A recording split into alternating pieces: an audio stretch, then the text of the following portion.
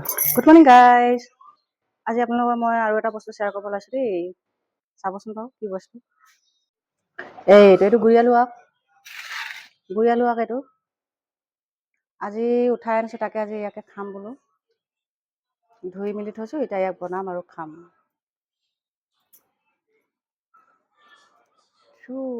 ঘৰৰ বাৰীতে আছিলে, তাকে উঠাই আনিলোঁ আজি।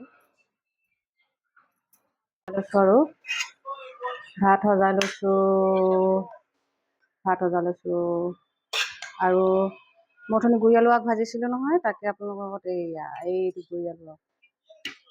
গুৰি আলু আগ ভাজি লৈছোঁ, ওলাই লৈছোঁ। এতিয়া খাম আৰু গৰমে গৰমে নাখালে খাবলৈ ভাল নালাগে। গুৰি আলু আগ দেই। তাৰপিছত নেমু এডোখৰ লওঁ, পিঁয়াজ এডোখৰ লওঁ, জলকীয়া এটা লওঁ। এতিয়া খাম আৰু ন।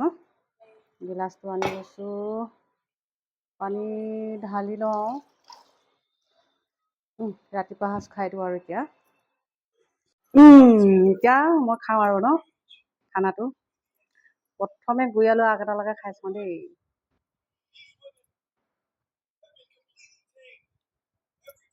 বহুত দিনৰ মূৰত খাইছোঁ ন, ভাল লাগিছে।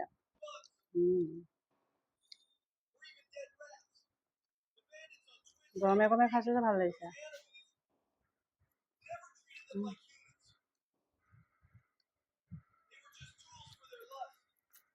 আজিলৈ মোৰ মিনি ব্লগটো ইমানেই। কেনেকুৱা লাগিলে আপোনালোকে জনাব। গুৰি আলু আগ খাইছেনে? ডেইলি ৰুটিনৰ মই এনেকৈ সৰু সৰু মিনি ব্লগে আজিকালি আগবঢ়াওঁ, ত' শ্বেয়াৰ কৰোঁ আপোনালোকৰ আগত। আজিলৈ বাই বাই।